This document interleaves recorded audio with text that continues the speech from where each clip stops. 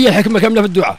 الله ينصرهم وربي معاهم وقلبنا وكل شيء ديالنا معاهم، واذا كان في الجهد ديالنا ما نعملوا شي حاجه نعملوها، وربي معاهم وناس منصور باذن الله. الله ينصر خوتنا الفلسطينيين، قلوبنا معاهم.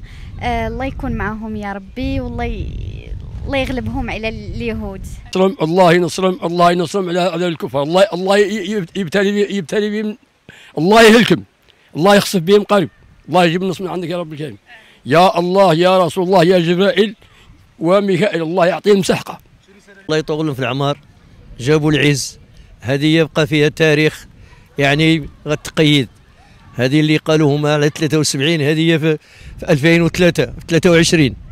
الله ينصرهم والله يعاونهم، هادشي ما نطلبوا لهم. الله يجعل سيدي ربي هو يحفظهم ويرحم الشهداء اللي ماتوا ويداوي الجرحى اللي. نطلبوا ربي يقومهم على الاعداء ديالهم، ونطلبوا ربي يثبت الاقدام ديالهم ويرزقهم الصبر ويكون في عونهم في هذه المصيبه اللي صابتهم.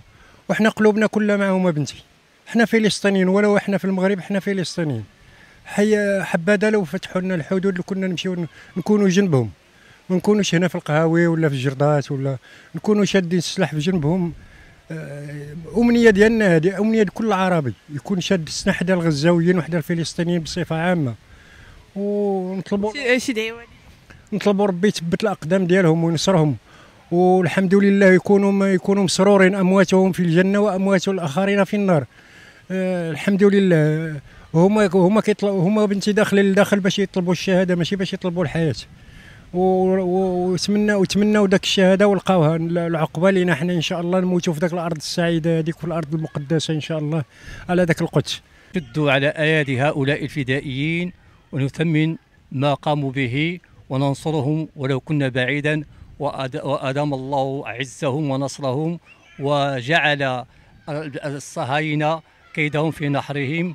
يخليهم ساكن، الله يكون معاهم، الله يخليهم مساكن، بالنا معاهم وعزوا علينا، ما كرهناش زعما نعاونوهم، ولكن غضب الله مساكن. الله شي دعيوا علينا، الله يشوف من حالهم، الله يشوف والله. واش نقول لك، الله ينجيهم والله يحيد عليهم المشاكل وهذا الشيء هذا وصافي. الله ينصرهم على الاعداء ويقويهم ويكون بيدهم ان شاء الله، ونتمنى لهم السلم والسلام. امين.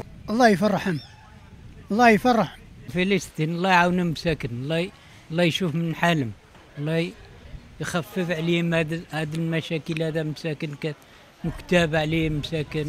الحمد لله الحمد لله. يوصلكم كل جديد على قناتكم شمال بوست. ما تنساوش الضغط على زر الاشتراك وزر الاعجاب، وخليوا الاراء ديالكم في التعليقات.